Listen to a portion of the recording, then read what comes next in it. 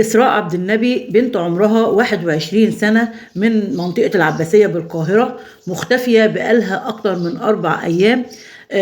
إسراء بتعاني من اضطرابات طيف التوحد، مش بتعرف تتعامل مع الناس أو الشارع لوحدها.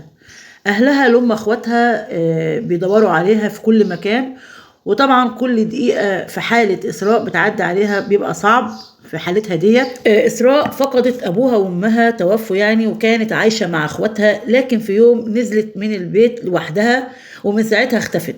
أكتر من 4 أيام عدوا، وكل دقيقة فيهم بيبقى مش كويس اللي في حالة إسراء بيبقى مش كويس عليها، لأنها ممكن ما تعرفش ترجع أو تطلب المساعدة.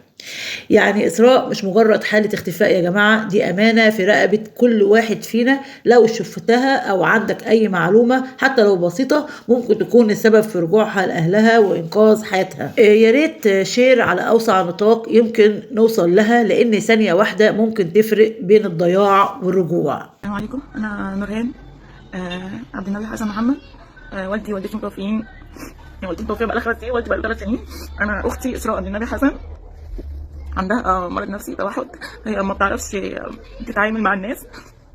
لو حد قال لها تعالي او روحي في حته او كذا او اعملي كذا هتعمل، لو حد قال لها تعالي هتروح. هي مش عارفه اي حاجه.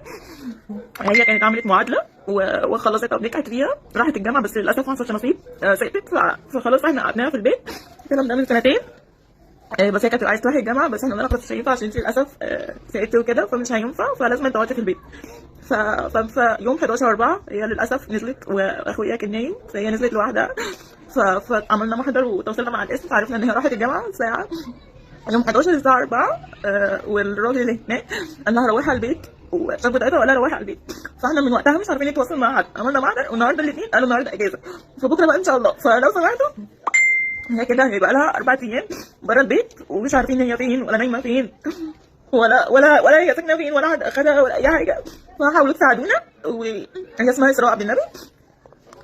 هي مش بتعرف تعمل اي حاجه، وممكن تتجاوب تسال تتكلم، بس للاسف لو حد قال لها تعالي هتيجي. احنا لفينا عليها العباسيه كلها، وكل شويه ننزل ندور عليها، ولفينا عليها باب الشعريه وكل الاماكن اللي ممكن تروحها، بس مش عارفين. فانا مش عارفه اعمل ايه بصراحه. انا عملت محضر، بس احنا عايزين نوصل لها، لان لو حتى اتضربت مش هتعيط او مش هتقول لا، مش هتدي اي رد فعل. فلو سمحتوا اعملوا شير وزاره الداخليه، وشير قوي كتير للبوست. عايزين نهتم بالموضوع، لان هي عندها 21 سنه، بس هي يعتبر طفل عندها 12 سنه. فانا مش عارفه اعمل ايه بصراحه اكتر من كده، فحاولوا تساعدوني لو سمحتوا. بس